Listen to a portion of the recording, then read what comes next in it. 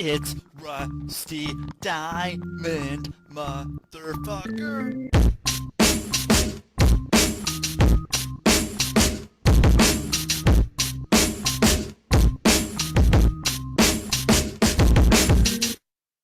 Yo, man.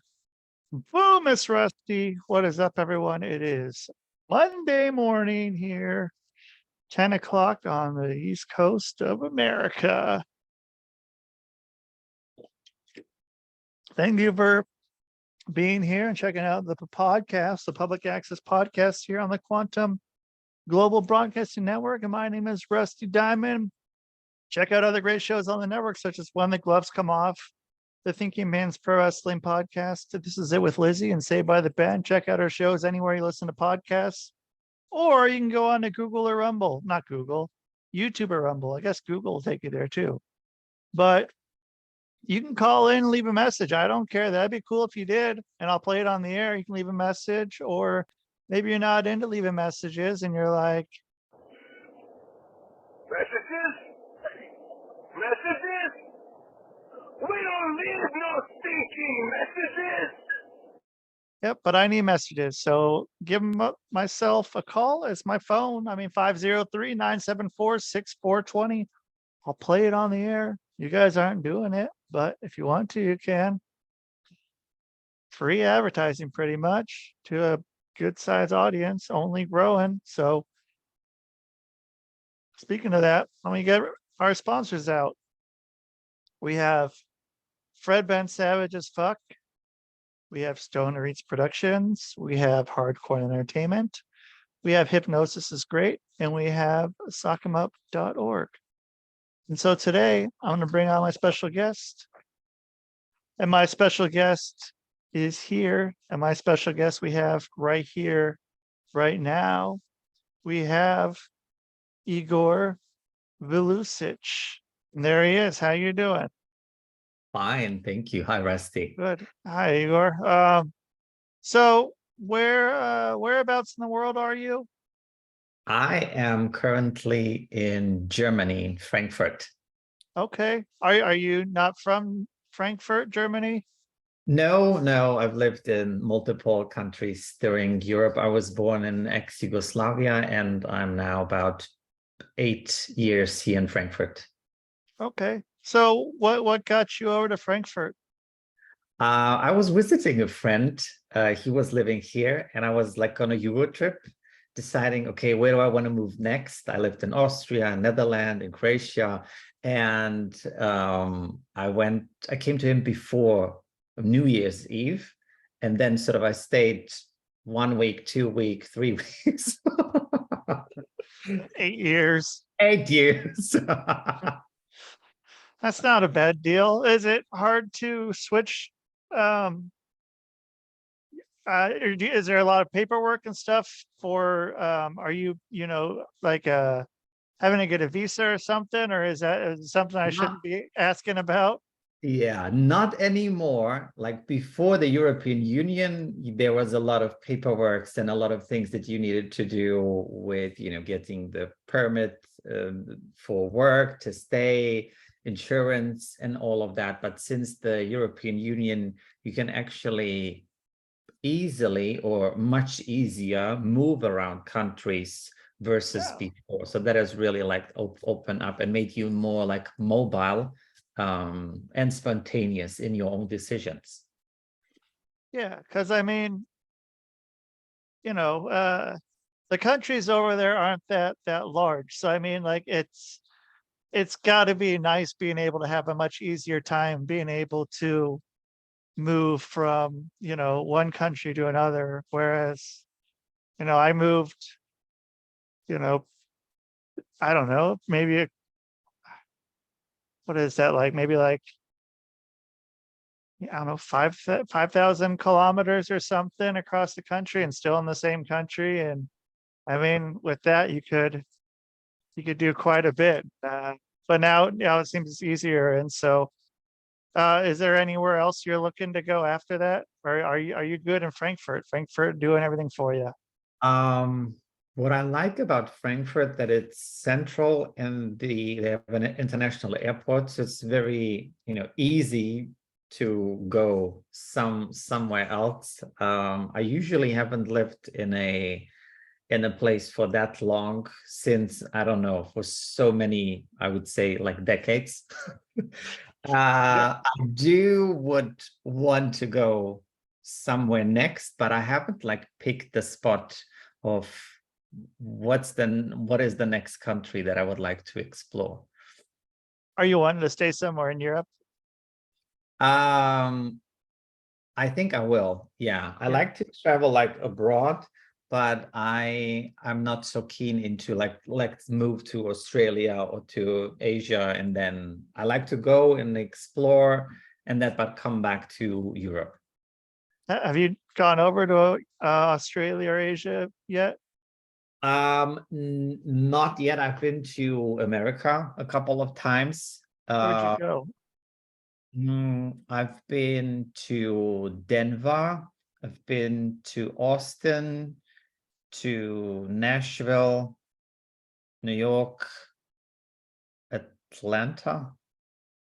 So was this one trip or were these No, multiple? multiple trips. Yeah. So what got you to go to each of those places? I mean, was there something that piqued your interest in those ones, or?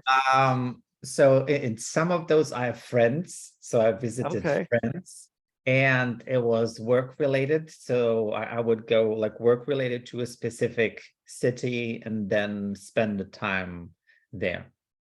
So then you get to write that off on your taxes. I don't know how taxes work in Germany, but then it's tax write-off, and like, oh, okay, I have to go over here for work. So so so when you went to Denver, how out of breath were you? Did you try doing anything with the high altitude, or is there something sort of comparable to that, or do you remember? You know what I like to go whenever I go to a different sort of city, I like to get lost. So usually, we have, we have maps or things like that. But I just like to go in the city and just sort of like have a feel. I get could be a bus or a train, and then just, I don't know, I would drive somewhere, get out, just so that I get a feel of how does a normal person, feels when they're in this city, not to sort of like see what are the touristy things to see. Right. Specifically, but like, let me just go somewhere, where usually people wouldn't go. And it always turns out, meet new people, have great conversations because I ask them for directions. I tell them like, okay, I just came here.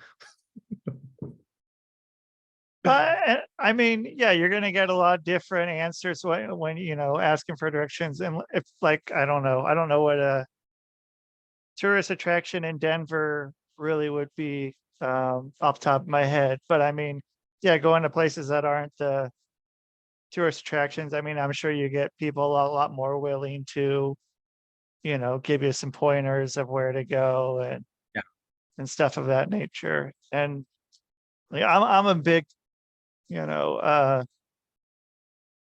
know. I like when I go to a new city or something, I like to, if I have to have a car, I will, but I'd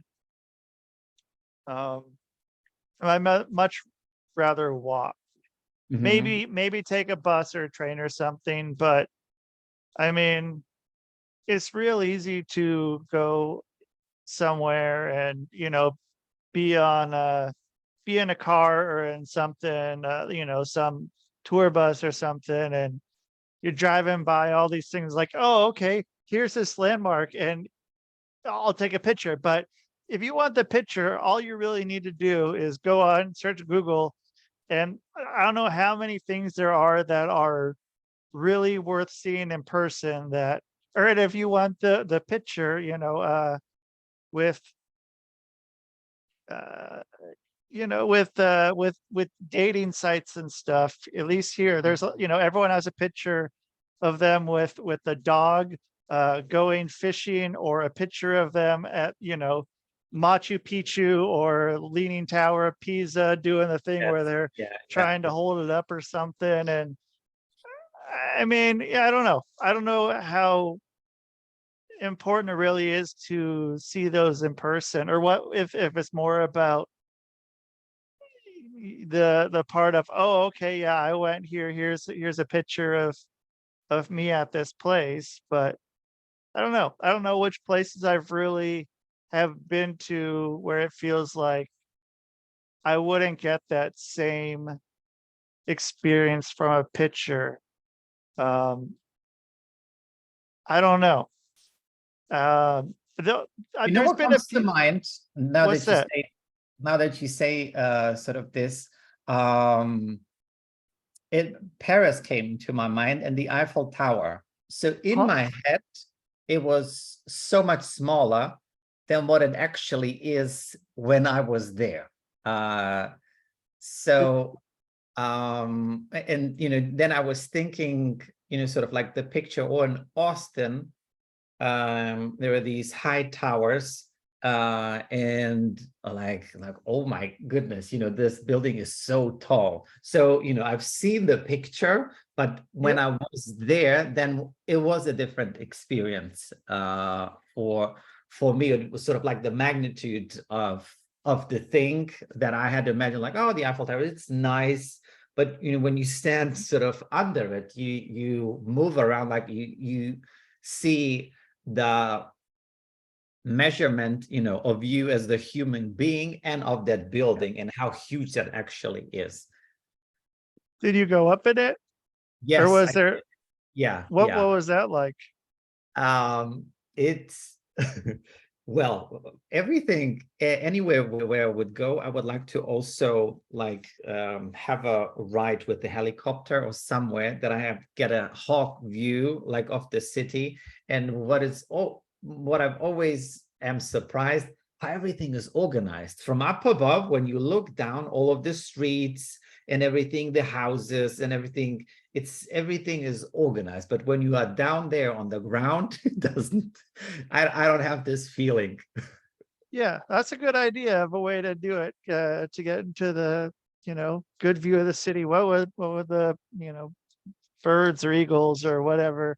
Yeah, I like that. And then yeah, you can kind of get a general direction of which way to walk, or Yes. take the Yeah. bus or train. And was there anything when you went into a city and you didn't know?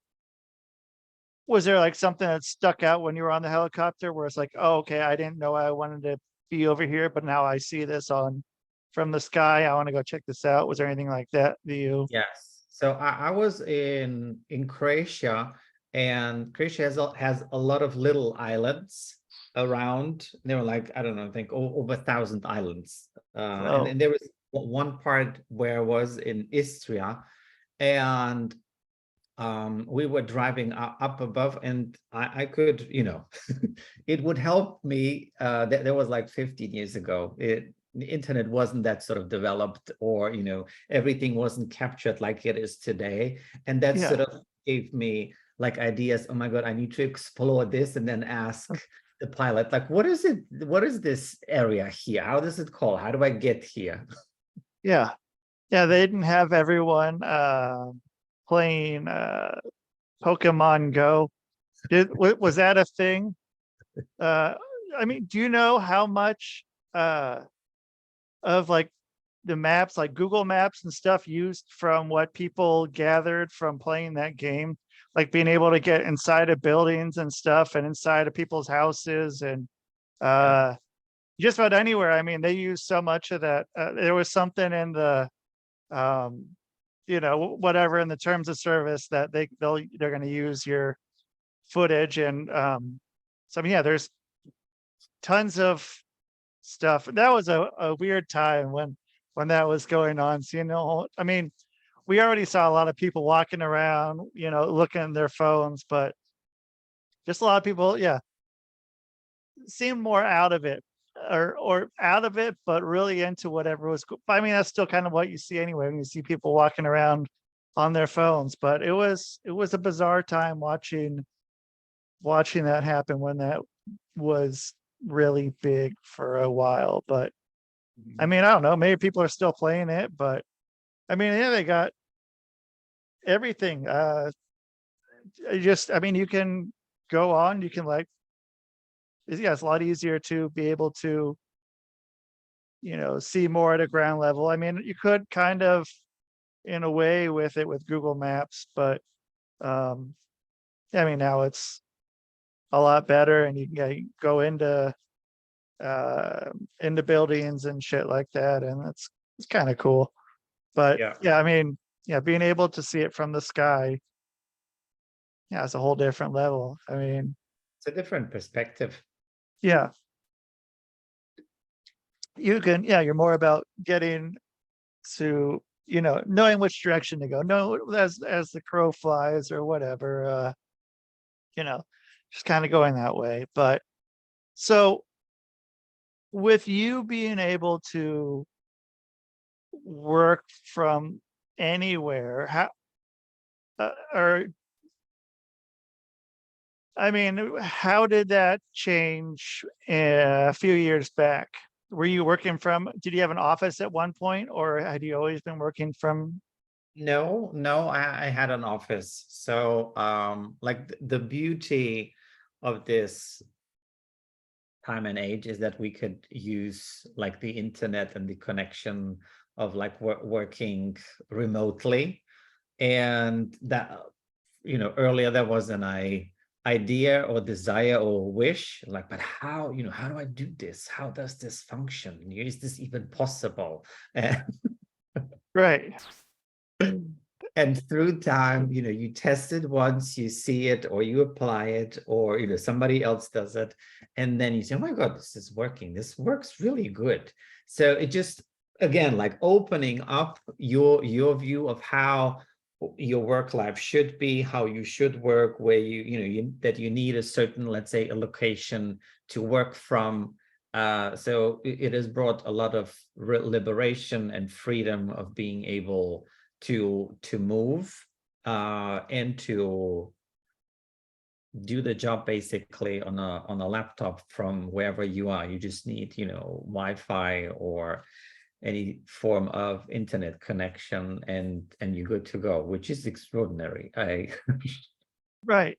Yeah, it's I mean, even what, like 4 years ago, it was odd and it was difficult for me trying to work with clients over Zoom or anything like that. And they're like, I don't know. I don't know if I'm gonna get the same experience. And then give it, a few months, and then everyone's using Zoom. And um I mean, I was surprised that a lot of the corporate companies and buildings went back into their offices. At least here they did. I'm not sure around the world if they did, but I don't know how.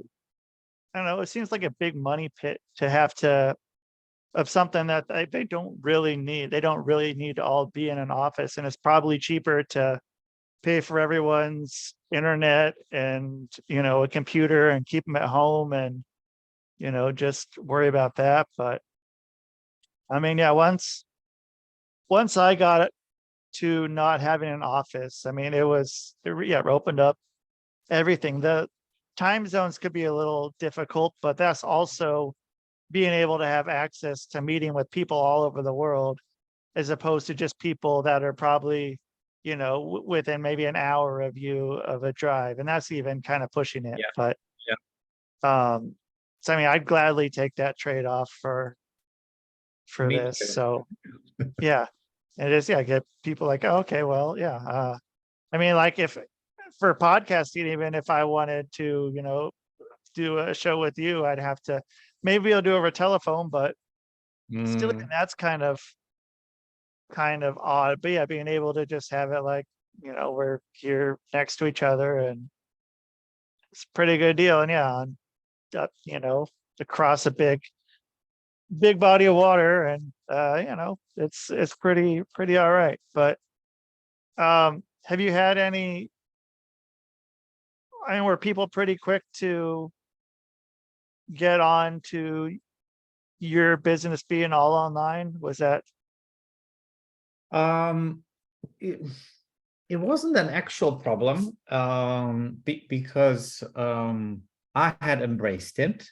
I had embraced the possibility of it. So I think, because I didn't have a hesitation of being it online, made the other people more like open to, versus like if I was in doubt or wasn't sure, like, oh, this is great. My thought was, oh, this will be amazing. Yeah. It just opens up like it opens, me up to the whole world, and wherever somebody wants to have, a session with me, work with me, it just opened new possibilities. So, versus, oh, go ahead.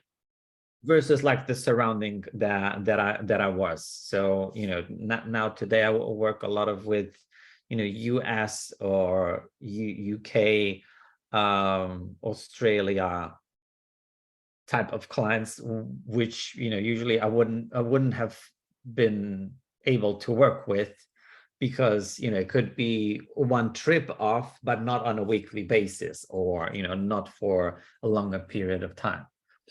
Right. And so how good did it feel to be able to get rid of your office and not have to pay for your office or have to go to your office, or was there anything you missed about having an office? So no, like today, if I need to see someone like face to face, I Yeah. see them, in my apartment. So I don't have like a specific space that I would like go to. But even, people that live here or around, they also like the comfort of being at home, in their own home, and being relaxed. So, they don't need to drive. So it takes sort of that time out. It's convenient. Yeah. And just for clients being able to be relaxed. Like I made commercial, like, I don't know, before the 2020 stuff, all that. And the commercial was about having, basically to be able to do this on Zoom and not have to be, go into some place that's not comfortable.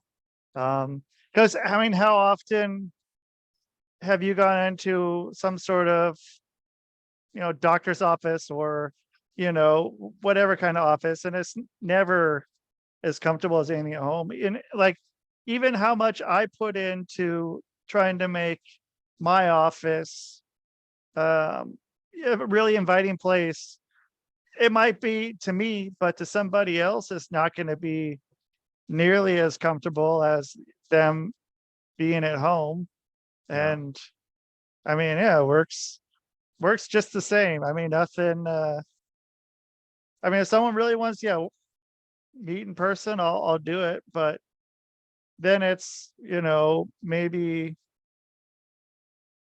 renting something for an hour, to renting out an office space, and then I have to, raise their price for whatever they're doing, and or go to a library and have them bring noise canceling headphones, and then that's always weird. But I've done that too, like where I've had one time there was I think it was like some sort of art exhibit, and I was there, and I had like a chair put down in the middle of the whole exhibit, and I had someone sitting in there, and I hook up both of our phones to Bluetooth to their headphones, and so there's just somebody sitting in the middle of the art exhibit just with their eyes closed, and then that gets people to ask questions, and then that was a good way to get that line going, get more people going. But like, why is this person just here sitting there? Are they asleep? Are they okay? And But I don't know. So yeah. And then so before then, I mean, have your clients told you anything about, you know, any feedback with them being able to stay at home? They say anything like that to you, or are they just happy to do it? They well, some of them wanted to get out of their own house, just to not be in it. Yeah. But that is not, there were like one-offs. So just a few people that wanted, to get out of their own house, probably because they didn't feel, great at home, and this is why they wanted out of it. But usually for the majority of my clients, they love being in their own home. So they make it, I tell them, like, first of all, make yourself comfortable wherever that is, however that is for you. I'm fine with that. Yeah. Yeah. I mean, yeah, they know how to get comfortable more than we know Yeah. how to get them comfortable. So, so like the people who said that they wanted to get out of their house, did you tell them to go to, like, is that when you told them to like meet in person, or do you tell them to, go to a park or something, or, I have, or sometimes I tell them, like, just go to your car, just drive somewhere, and then park your car. We can do the session, in the car, you being in the car, it's not a problem. yeah, I mean, as long as they're comfortable in their car, and yeah, it seemed all right. And so, I mean, and then you have to tell people, to make sure that they have, or like, how do you tell them to be distraction free, and what is that, like, how specific do you have to get to telling people? And because I've had some where I think I tell them everything, but then somehow there's some weird thing I forget that's like, oh yeah, you forgot to turn off your alarm that was going to go off in the middle of the day or something. And I have a checklist. oh, okay. What do you have on the checklist? I have a checklist, and I sent them to them, and that checklist will build throughout the experience of people. Like, first of all, plug in the device, whatever, if it's a computer or your phone, or look that you have enough of a battery. Then, look for the light. Do you need to use the bathroom or not right now? So, that you don't have like the urge to go through it. Make yourself comfortable, wear comfortable clothes, sit somewhere comfortably. I tell them that they're not gonna lie. This is not a massage. I need them, working. This is hypnotherapy, but it's not you close your eyes and nothing. I'm not hearing your voice. Like, this is an interaction. We still gonna work. Yeah. So I tell them, like, to not be to be alone, not because of me, but because of them. So that they are open enough up, so that I can speak around certain things that are, close or vulnerable to them. So make sure that they are in a comfortable, like, open space where they feel secure to open up. I tell them it's not about me, it's about you. So how do we get you to open to you, not to me? That's the thing that we want to make sure of. And light. I tell them, like, where they are to check in with the light. Usually, like, the session is about, let's say, an hour and a half. So if that they don't sit like in the dark, or that I don't see them in the dark. So I like to have a visual for them. So this is how I usually sort of set them up for the session. So do you so when they're in hypnosis, are they like I don't know how to say this, like, are they what people imagine hypnosis? Are they, are they eyes closed, totally out of it? They're like, are you like this, just going and talking to them face to I tell face? them I do, different forms of induction. I do simple and quick induction. I tell them that what we are doing is not show hypnosis. We have Right, work to which, do. We're gonna yeah, go with the work type of stuff. yeah, And I tell them like this is how I explain hypnosis. Like what we're going to do, we are helping you to dehypnotize yourself because you're already hypnotizing yourself with the beliefs, with the views, with the surroundings, with everything around you. You're already in hypnosis. So don't be worried about that something else will happen. What we will help you do, deep hypnotizing you from all of those things that you have hypnotized yourself or the society. I like that. I like that approach. That's cool. And uh so I mean, then so with how often do you have a client, thinking that it's going to be stage hypnosis, and they're expecting, You know what I uh, do? what's Before, that? before I want to know where they are, what they believe, what are they thinking about it. So before at the beginning, I would say, so people are afraid of hypnosis. People think that they will lose control. People think that I will, manipulate them. People think blah, blah, whatever the thing is.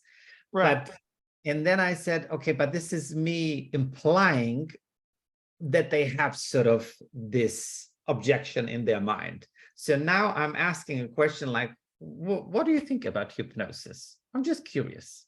So based on their response, I know, are they fearful? Are they afraid? Are they excited? Are they, so where they are. And based on that, I can much quicker then speak into whatever it is that is the problem. Or if they are excited, I'm going to amplify it and help them lean towards it.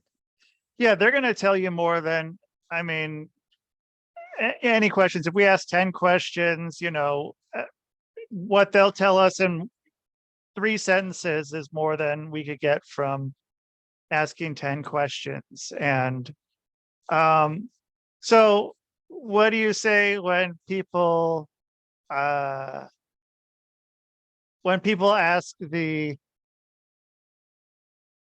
or tell you I can't be hypnotized, which is always a fun one. I love laughing when people tell me that one. And what happens with that with you?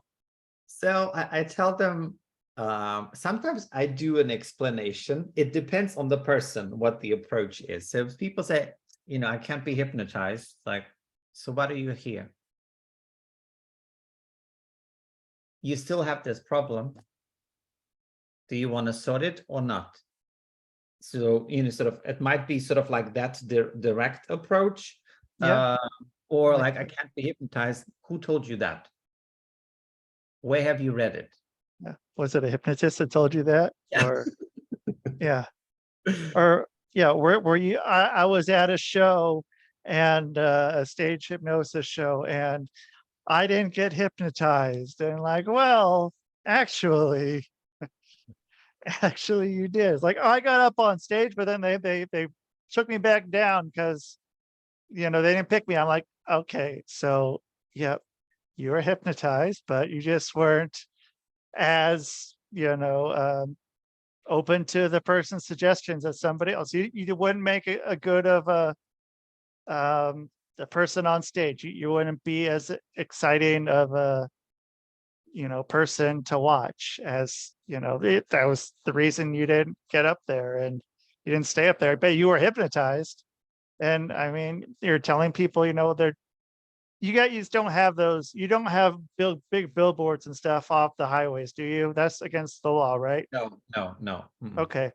So I mean, yeah, we have big billboards and stuff. And so like you're driving for 2 hours and the highway hypnosis, and I don't know how I just all of a sudden here I am 2 hours later, and I don't know how it's like, hey, well, you've you've been hypnotized, or, have you ever watched TV?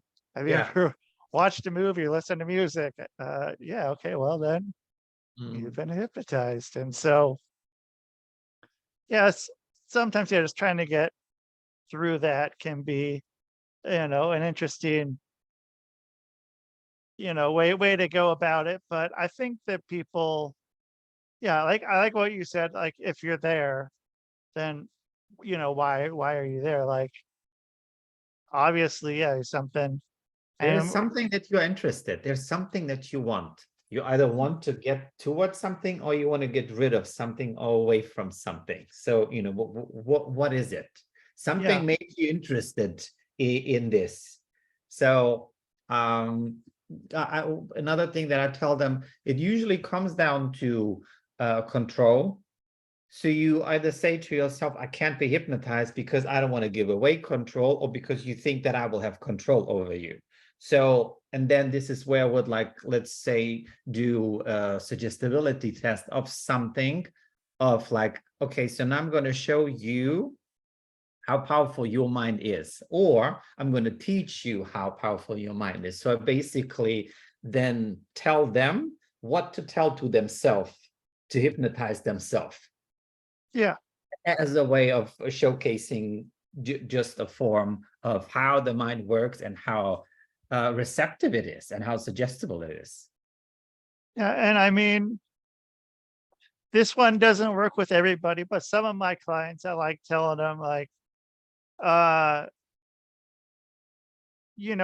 them, it has to be the right person. Yeah. If what they know about, like, why did I just blank on what they're called? Geez. Okay, well, so like MK Ultra, or subliminal messages. Like, do you know how well those work? And so everything has, either a good side or a bad side, and there's always a gray area. And if you know how well that stuff works, like, if you can tell me how well that stuff works and how well that works for bad, think about, like, what it can do for good. And but some people, that might scare the shit out of them. And I'd make sure I'd say it to the right person. But if it works that well for, without people knowing, I mean, like, how well you can do that. But then, people are like, I don't, or, am I going to not remember any of this? Or, like, am I going to, all those questions. And it's a lot easier just to, put their mind at ease, and just, like, if you want to stop, you can stop. Like, you can stop this at any time. And if you don't like it, but I've never had one person. I take that back. I've had one person that had to stop because there was, like, lack of control when the person was under. And then that was like, I need to stop. I'm like, okay, that's fine. Maybe we can try it again another time. That's the only time I've ever had someone had to stop. Have you had anything like that? Third client. Oh, wow. I had that with my third client. So he was referred to me. So he trusted basically that person. So that's why I didn't sort of, inquire more. But he read like a book. So he hypnotized himself.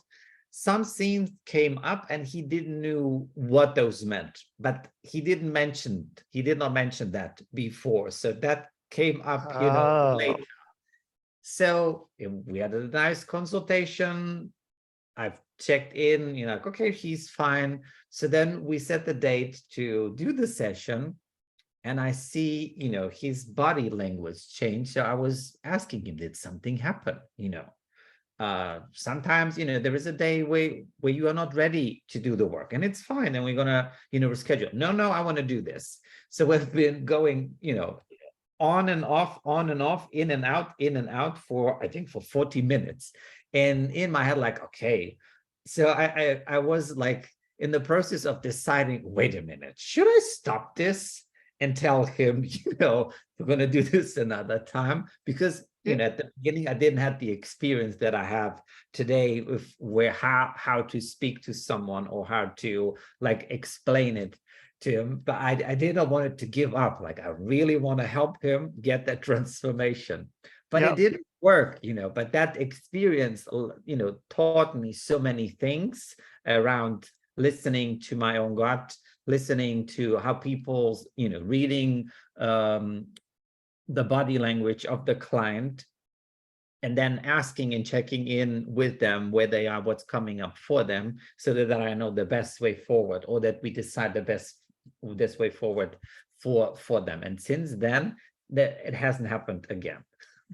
Yeah, mine was within the first year, if not one of the first as well. And but then you kind of learn to adapt to that. But then it's also there. I mean, there are people who can't be hypnotized. And that's also kind of a hard one too, because like the only two types of people that can't be hypnotized are narcissists or people that are have multiple personalities. And it's I don't know, because it's kind of an interesting one. Like, can't really ask those, but you kind of have to kind of feel it out before, because I don't know, it can like, oh, so are you a narcissist? And you know, it's like you know, you kind of seem like one, but I'm not really sure. Or you know, it's just like, yeah, maybe we should clarify that for me. yeah. Guys, we just want to make sure here. I'm not positive, but I'm getting some vibes from about that. And I mean, anyone else, totally can be hypnotized. And so are there any things that you really like hypnotizing people for? Or are there some that you kind of roll your eyes when someone asks you to do that one? Okay, so I like to, well, these are the type of problems. So when people doubt themselves, I love those type of sessions, you know. So the doubt, the fear in oneself, I don't know, something comes out of me or up in me, like, oh, we're gonna do this. Yeah. Get them. So that gets me really excited and really, I think, come from my best place, professional wise. But when sometimes people want to, I don't know, let's say, there are some things that is like nail biting, like find somebody else, like as if my brain goes blank on certain topics. Like I don't know what to do with you. Right. So I don't know what it sort of is making the meaning of that. But I've given myself like the liberty to decide, okay, if I feel the pull to do something or to work with someone, if it's a yes, 100% yes, I'm going to pursue it. If it's not, I'm going to refer them or send them to somebody else. Or like people, what was like a strange one? They want to forget their partner. It's like, this is not the work that, you know, that I do, and I would also not, you know, advise you to do it. Right. Yeah, that's not going to do you any good, and making your life better by, you know, having that outlook in the first place, that I want to completely forget. Okay, why do you want to completely forget this person? And I mean, there's usually some underlying thing past that as a reason to why they want to forget this person. And that's more what you got to look at more as, you know. And this is where then make, you know, the decision to move forward or not. You know, if somebody wants to do the work, we can do the work. But if you think you're going to lay down, you know, do nothing, I will do all of the work, and, you know, things are done and changed, that's not the type of work that I offer. Right. Yeah. Not a lot of people do. Some, different kinds of professions, maybe, but Yes. Yeah. yeah. Yeah. I mean, I don't know. I kind of get that way with smoking. Like I don't like doing too many smoking ones. I'll do them, but it's just I feel that that's one that everyone kind of knows, and it's like that's all you can do is, you know, help people relax, help people lose weight, or help people stop smoking or something Mhm. like that. So like when I get the stop smoking ones, I'm like, like again, it really has to be someone that I'd want to work with for that one. Otherwise, I'll refer it off to someone else. Cause I mean, they're good money makers too for those ones. Like I'll charge a lot more for stop smoking ones, but I Mhm. also will do it in one session. So um I don't know. I just it doesn't really do much for me, which is kind of weird that being kind of selfish about Mhm. what I want to do with working with people, but then smoking too was something I had to change what I say for people to stop smoking because I had people that would stop smoking cigarettes but then start vaping. And Mhm. I was like, "Oh, okay, you're sneaky. Okay, I need to start and no vaping either, and make sure that I start saying that to people." And yeah, that one took one time, and I made sure I changed that one up. So even if they didn't vape before, I make sure that they're not vaping anymore. But um, so then, what kind of got you to gravitate towards hypnosis? How did that happen? So I wanted basically to understand myself or what has happened like to me. There are certain things that I wasn't like clear why that was. And then I was looking for, ways of how I could understand what has happened. And then I've explored all kinds of different, methodologies.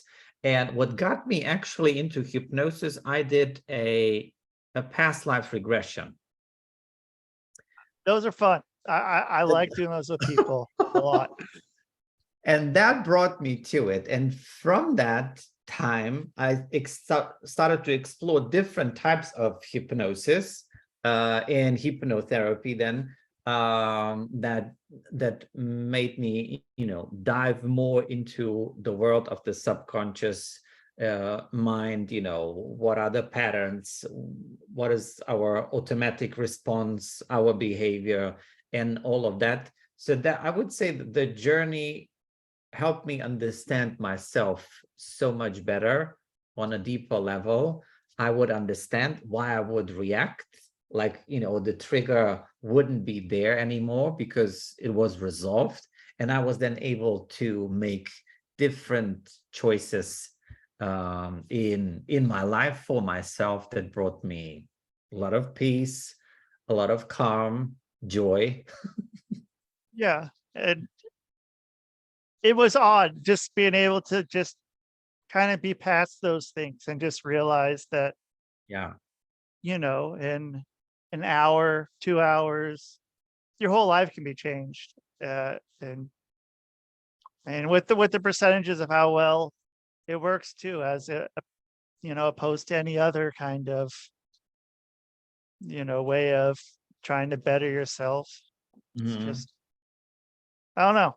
And so another thing, so with the past life, um, I like using that one if I'm working with authors or anything like that, or Mhm. people who have writer's block. Mhm. I like having them do the past life regression because there's no way something is not going to pop up in their head, and Yeah. they'll have something that they can write about. Um, Mhm. yeah, so that's kind of been a way to get some other things, but I like that approach. And it's really interesting. Like with the past life, I I like making sure I can see the person who I'm working with during that, because Mhm. like when the first time you tell them to like look around and tell me what you can see, every time you can see their face just sort of light up, just like, holy shit, like I can't believe I'm seeing this. Like it's such a cool thing. And I mean, I just wish, a lot of people can experience that. And yeah, really just be able to experience hypnosis. And I mean, if they were wanting to experience hypnosis with Igor, how are they going to experience hypnosis with Igor? How are they going to find you? How are they going to work with you? What can they do? So I'm on Facebook and on Instagram. I use my name like Igor Vilusic, and that's it. I'll keep it very simple and short. It might not be the easiest or the simplest name, but I think that plays into the type of hypnosis that I do. It's different. It's me. So I think it suits, it suits me well and the style that I do. And this is where I, hang out and share what is on my mind, what's on my mind of my clients, what are the stories that I want to raise the awareness of or bring people attention to. Yeah. And I mean, and I'll have it in the notes. I'll have it written out so everyone can see it and make it easy. And so, yeah. So Igor, hey, thank you so much for being on. And I'm happy we got to talk and meet each other. And I hope you have a great rest of your day. All right. Thank you for having me, Rusty. You're welcome. My pleasure. Yeah. Okay. All right. That's Igor. So you guys check out Igor. I'm going to put it in the show notes. I don't know why my voice is going like this, but it sounds cool. So I'm going to do it for a minute, but I'm done. So thank you everyone here for listening on the Quantum Global Broadcast Network, QGBN. Check out other shows on the network. Again, the shows are When the Gloves Come Off, the Thinking Man's Pro Wrestling Podcast, This Is It with Lizzie, and Saved by the Ben. And thank you to our sponsors, Fred Ben Savage as Fuck, Stoner Eats Productions, Hardcore Entertainment, Hypnosis is Great, and sockemup.org. And that is the show, man. Boom.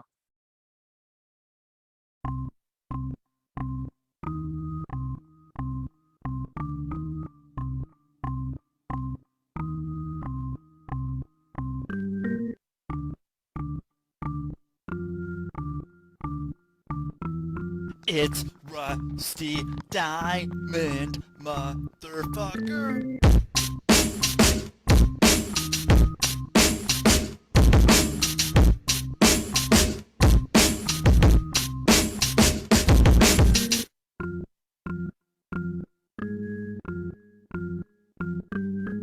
It's Rusty Diamond, motherfucker. Ernest! Ernest! Ernest! Yes, Pee-wee. You brought the snacks, right?